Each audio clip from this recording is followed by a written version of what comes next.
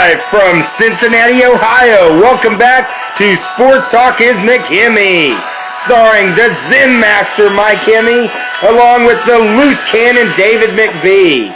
And welcome back, sports fans. We are here in Cincinnati, Ohio. We've been all over the country today. We had to catch a couple flights out of here. Before we caught our flight over to Cincy, we got a chance to watch a little bit in our private jet that was supplied today by Shaw Rental Enterprises. Again, we appreciate them so much. They not only hooked us up with, this nice place that we're in doing the show tonight, but also, they allowed us a little studio so we can watch on the plane and kind of watch the Arkansas Razorback games on the way up. As we saw earlier today, Mike, the Arkansas Razorbacks defeated the Mississippi State Bulldogs in Fayetteville. I believe it was, 82-66 or... 82-68. Or 82-68. An incredible game by Hannes, who had 26 points, 8 three-pointers. Then you had Anton Bell had 25 points. The Arkansas Razorbacks won their second SEC game in a row. And despite all the criticism and negativity, right now they're at 8-7, Mike, 2-1 in the SEC. And what has really become a balanced SEC where every team's got a shot. Oh, man, they've really played some good basketball at home. Of course, they have a history of playing bad basketball on the road, and we've seen that. They're 7-1 now at home, or I believe it's 8-1 at home, and then 0-6 on the road, leading to that 8-7 record that they have. Somewhere along the line, they're going to have to steal some road wins if they're going to make it into the NCAA tournament. But right now, they're a young team, and they need to worry about getting better. But Dusty Hannes, he was on fire today. Towards the end of the game, he even hit an Arvest shot right off the glass. 8 threes. Bell, he had 26 versus Vandy the other night. He's had 48 three-pointers this year, 16 in his last 4 games. What a sweet shot he has. And we're looking at Hannes, their other, backcourt starter. Spent a little time coming off the bench, but they got him back in the starting lineup now.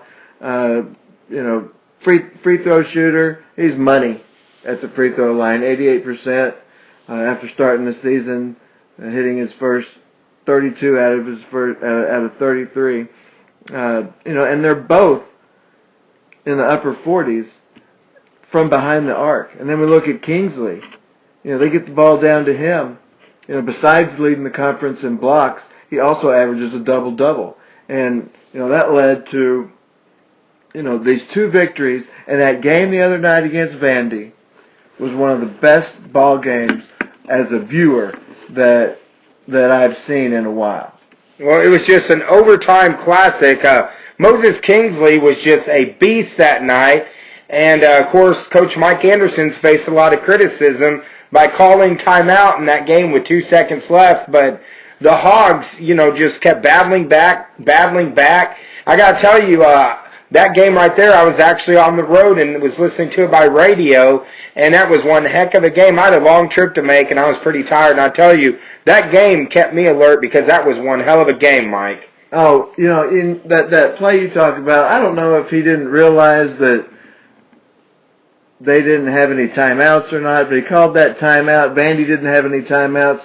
They set up that play. One 7-footer throws it 70 feet to another 7-footer who slams it at the buzzer. And you're thinking, oh, man, Bell just hit this 3 with 2 seconds left to give us what seemed like an improbable win.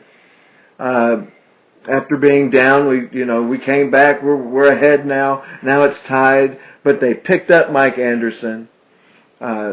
He was positive all night. They had him wired on ESPN, and he was positive. And when he yelled, he was just like what you would want your son to be hearing on the bench. When the yelling was positive, let's go, never demeaning, and just, I was really impressed with the Razorbacks that game. He knows that he has a young bunch. They have a lot to learn.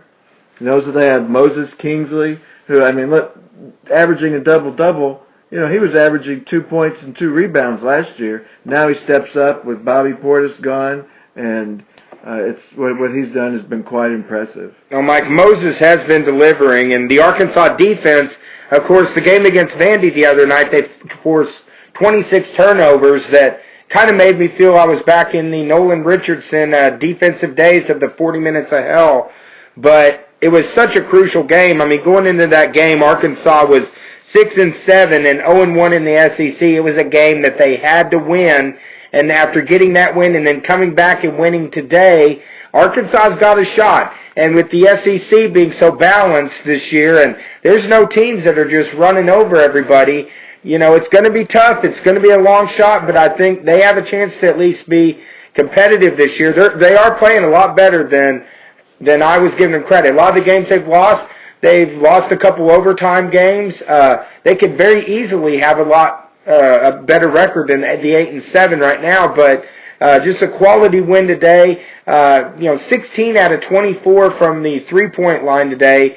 Just quality outside shooting, and Moses Kingsley has just stepped up his game. I did not expect Kingsley to be contributing as much as he is, but he is really filling that void that we got last year by losing Bobby Portis. Right, and you look at the Razorbacks talking about their record, right, 8-7, and they've lost 4 games by 4 points or less. That one at Dayton, and people look at that loss at Dayton. I looked at the schedule and I'm thinking Dayton, on the road. That should be one we pick up. And then I look at Dayton's history over the SEC. Dayton is 13-3 against SEC teams. And when I saw that at the game, I was like, whoa. But again, we picked ourselves up, went into overtime after being down, at least forced overtime, couldn't win it. Reminded me a lot of some of those Cobra teams we had back in the day, where, we were right there, but we couldn't finish. And the last couple games, the Razorbacks have finished. But I got to say one thing. This week, I believe I've seen 3 of the best games that I've seen. I follow, obviously the Razorbacks, but I think as well, Dave, that I follow UCLA. And I saw a triple overtime loss in Washington last week that was just an incredible game. And then last night they beat Arizona. Another game when Bryce Alford hits a three-pointer with 2 seconds left, from the same spot that Antoine Bell hit his three-pointer. Just reminded me of the Razorback game. So just great basketball to watch. And then I look at the top 25, and we see South Carolina, and we see SMU. They're undefeated, and that's it. So I'm thinking, there is parity in basketball. When you look at UCLA, beat Kentucky, beat Gonzaga, but yet they're 10-6. So even teams that are underwhelming can beat these powerhouse teams in today's NCAA. Well, I really think, Mike, I've been critical of Mike Anderson over the years.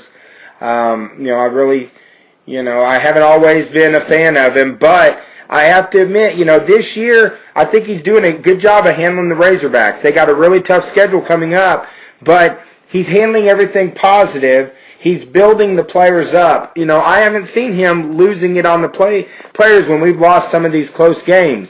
He's building their confidence. A lot of players like Kingsley are getting the opportunity, and I think Mike Anderson is one of the reasons why we are staying competitive this year. But it's going to be a tough stretch. We got Missouri this week, at Missouri, then we got at LSU, and then we have Kentucky and Georgia coming up right after that. So this is going to be a pretty tough stretch, but I like the job that Coach Mike Anderson is doing. building his players up, teaching his players during the game, working with them. I think that positive atmosphere that he's doing is going to breed success for the Razorbacks down the road.